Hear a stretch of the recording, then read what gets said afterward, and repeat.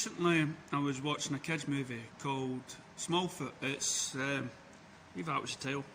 It's kind of a reversed story about the Yeti, you know, the hairy men in the mountains. And so what it is they live in a mountain, and on top of the mountain there's a cloud. And the Yetis believe that underneath the cloud there's giant mammoths holding up the cloud, and beneath the mammoths there's nothingness. There's nothing underneath the clouds. And so they've been told that this is the legend. This is a story told by stones or whatnot. This is the history. So, but 4 or 5 of the Yetis kind of disbelieve that and believe that there's something down there. There is in the existence of a Smallfoot, us basically. So it takes and as I say, and also they've got all these rituals to do, to make the village work. And one of them is to ring the bell by using their head, otherwise the sun won't come up. So they've got to do this, otherwise the sun won't rise. So they keep that going, and the dong and everything else. So the 4 people then decide, we really need to see what's below the cloud. And so one of the guys actually ends up, he accidentally sees a plane coming and crashing, and there's a pilot there, and so he now sees the small feet. So he jumps. Then when he goes back to the village, he tells them that it does exist, and the village doesn't believe him, making it all up. And when he goes back, the small foot and the plane has disappeared, it's fallen down the side of the mountain. So he's been kicked out, but there's people that believe him. So inevitably, he goes down beneath the clouds, and what does he find? He finds that the Smallfoots exist, and that there's more land down there, and there's more trees, and what he was told was a lie.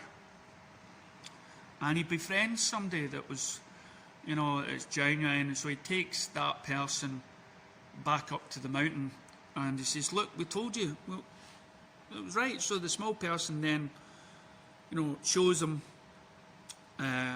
what we basically do. But then, of course, the guy who's always taught the law and the rule of the land, he said, no, you've got to tell him it's all false. You've got to tell him. I says, no, why? He's right there, and just say you're lying, please.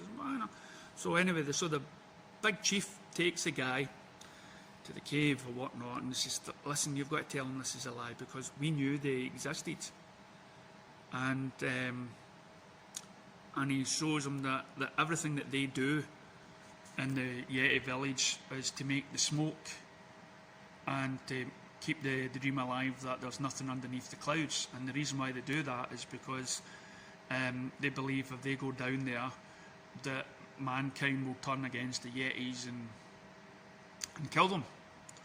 But he says, no, we've got to know the truth. We have to know the truth. It doesn't matter if it's bad or not. We need to know the truth. We can't just keep on lying.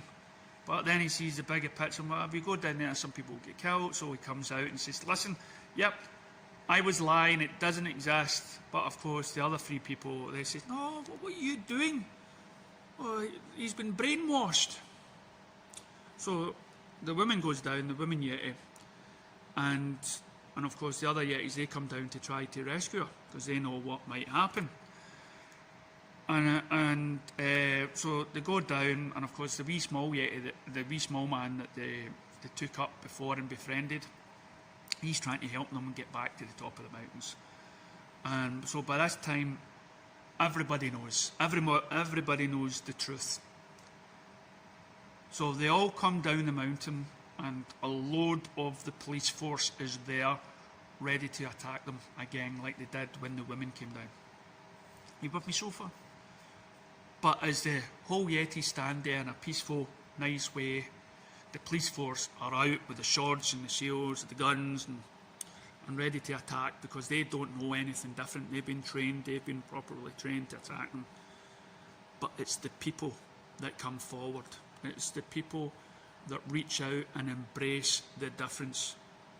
The majority of the people, the ones that haven't been trained to follow orders, to, you know, that aren't regimental, but just people in general come forward and say, you know, we're like to embrace this change.